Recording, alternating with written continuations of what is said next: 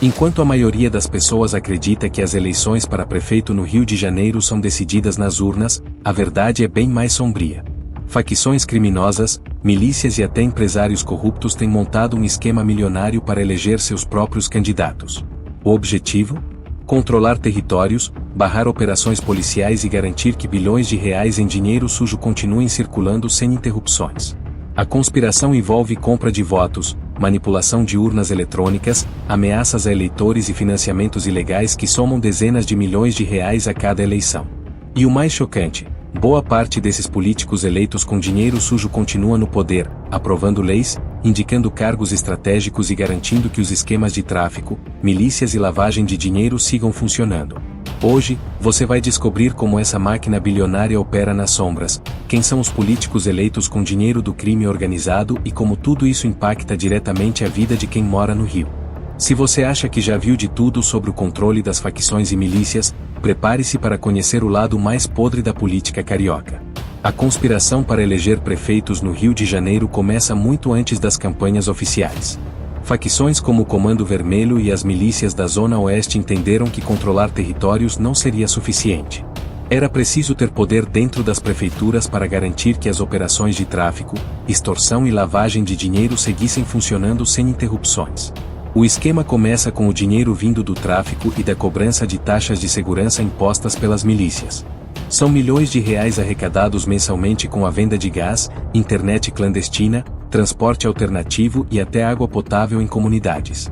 Parte desse dinheiro é lavado através de empresas de fachada, postos de gasolina, mercados e construtoras registradas em nome de laranjas. Com notas fiscais frias e contratos fictícios, esse dinheiro sujo vira doações legítimas para campanhas eleitorais. Um exemplo claro disso aconteceu nas eleições municipais de 2020.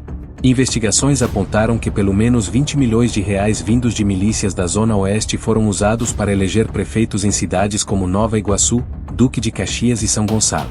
A troca era simples: dinheiro em troca de controle sobre a guarda municipal, contratos superfaturados de coleta de lixo, principalmente, proteção para evitar operações policiais nas áreas controladas. E não para por aí. Para garantir a vitória nas urnas, as facções investiram pesado em compra de votos. Em comunidades controladas, moradores recebiam cestas básicas, dinheiro vivo e até materiais de construção em troca de votos. Tudo isso supervisionado por homens armados, garantindo que ninguém ousasse votar contra os candidatos apoiados pelas facções. Outro método envolvia o uso de igrejas evangélicas. Pastores alinhados aos interesses das milícias recebiam doações milionárias para apoiar certos candidatos. Cultos viravam comícios, e o dinheiro entrava como dízimos e saía como financiamento de campanhas. Só em 2020, investigações apontaram que mais de 15 milhões de reais passaram por esse esquema. E para garantir que tudo funcionasse sem falhas, o PCC entrou no jogo com doleiros especializados em lavar dinheiro para campanhas políticas. Transferências fracionadas, contas em paraísos fiscais e um exército de advogados garantiam que nenhum centavo fosse rastreado de volta para o tráfico. Com tanto dinheiro circulando e tantos interesses envolvidos, a pergunta que fica é: será que os prefeitos eleitos pelo crime organizado trabalham para a população ou para os chefões do tráfico e das milícias? O controle das facções e milícias sobre as eleições no Rio de Janeiro vai muito além do financiamento de campanhas. A compra de votos, a manipulação de urnas e o uso de ameaças diretas a eleitores fazem parte de um esquema milionário para garantir que os candidatos aliados sejam eleitos, custe o que custar. Tudo começa semanas antes das eleições. Homens armados vão de casa em casa nas comunidades dominadas, entregando cestas básicas, botijões de gás e até dinheiro vivo. O preço de cada voto varia de R$50 a R$200, dependendo da área. E para garantir que ninguém mude de ideia na última hora, os chefes das facções e milícias montam centros de votação clandestinos, onde moradores são obrigados a mostrarem quem votaram antes de sair. Um dos casos mais escandalosos aconteceu nas eleições municipais de 2020, em São Gonçalo, onde uma operação do Ministério Público flagrou homens da milícia orientando eleitores em filas organizadas dentro de comunidades. Segundo as investigações, mais de 5 milhões de reais foram usados para comprar votos em apenas um bairro. E a manipulação não para aí.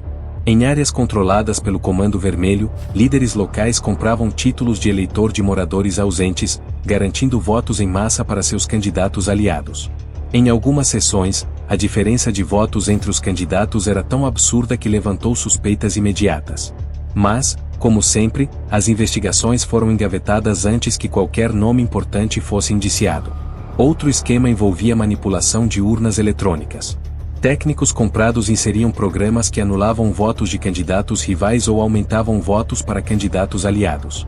Um ex-funcionário de uma empresa terceirizada que prestava serviço para o TRE revelou que recebeu R$200 mil para adulterar dados em pelo menos 3 zonas eleitorais da Baixada Fluminense. E para garantir que o dinheiro sujo fosse usado sem chamar atenção, o esquema de financiamento ilegal envolvia empresas de marketing digital registradas em nome de laranjas. Elas recebiam milhões para impulsionar campanhas nas redes sociais, pagar cabos eleitorais e até montar fake news contra candidatos que ameaçavam os interesses das facções. Só em 2020, mais de R$10 milhões passaram por esse esquema, segundo a Polícia Federal. Mas o mais chocante foi a revelação de que empresários respeitados no Rio de Janeiro estavam diretamente envolvidos nesse financiamento ilegal. Donos de empreiteiras, empresas de segurança privada e até redes de supermercados faziam doações milionárias para campanhas de candidatos aliados ao crime organizado. Em troca, recebiam contratos superfaturados com prefeituras, isenções fiscais e garantia de monopólio em áreas dominadas pelas milícias. Com tudo isso acontecendo nos bastidores, fica claro que as eleições no Rio de Janeiro estão longe de ser decididas nas urnas.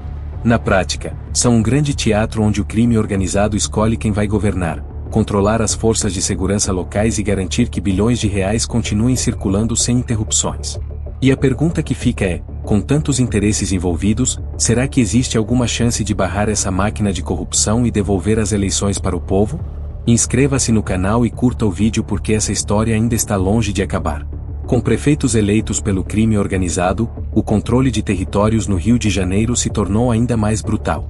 Em áreas dominadas por milícias, os prefeitos garantem que a Guarda Municipal e a Polícia Militar recebam ordens diretas para não incomodar.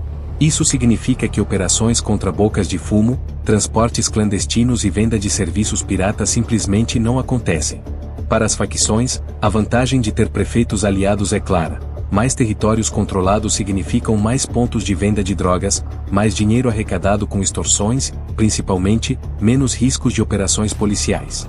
E para as milícias, o lucro vem da cobrança de taxas mensais de segurança, venda de serviços como internet, gás e até água potável, tudo sob a proteção direta dos prefeitos eleitos. Mas o impacto mais devastador está na lavagem de dinheiro. Com aliados nas prefeituras, o PCC e as milícias usam contratos superfaturados para empresas de coleta de lixo, iluminação pública e obras públicas como uma verdadeira máquina de lavar dinheiro. Empreiteiras fantasmas recebem milhões por obras que nunca saem do papel, e parte desse dinheiro volta como doações para campanhas eleitorais ou investimentos em postos de gasolina, supermercados e até casas de show. Em apenas um ano, estimativas apontam que mais de R$500 milhões foram lavados através desses contratos com prefeituras controladas pelo crime organizado. O dinheiro sujo entra como pagamento por serviços públicos e sai limpo como lucro legítimo, pronto para ser reinvestido no tráfico de drogas, na compra de armas e, claro, no financiamento de mais campanhas políticas. Com tanto poder nas mãos, as facções e milícias estão transformando o Rio de Janeiro em um verdadeiro estado paralelo, onde quem manda não são os eleitores, mas sim os chefões do tráfico e os milicianos. E a pergunta que fica é, será que existe alguma chance de desmantelar esse império bilionário antes que ele controle de vez o estado do Rio? Com bilhões de reais circulando entre facções, milícias e prefeitos eleitos com dinheiro sujo, o futuro político do Rio de Janeiro parece estar cada vez mais nas mãos do crime organizado. Enquanto operações policiais tentam combater o tráfico nas ruas, a verdadeira guerra acontece nos gabinetes, onde leis são manipuladas, investigações são engavetadas e contratos milionários garantem que o dinheiro continue circulando sem interrupções. O mais assustador é que, com tantos políticos eleitos pelo crime, o controle de territórios, a lavagem de dinheiro e a expansão das milícias parecem mais uma questão de tempo do que uma ameaça. Cada prefeito, deputado e empresário comprado representa um tijolo a mais na construção de um estado paralelo, onde quem dá as ordens não são os eleitores, mas sim os chefões do tráfico e das milícias. E a pergunta que fica é, será que existe algum poder capaz de desmantelar essa máquina bilionária, ou estamos diante de um império tão bem estruturado que nem mesmo operações federais conseguem tocar? Será que o futuro do Rio já foi vendido, e ninguém percebeu?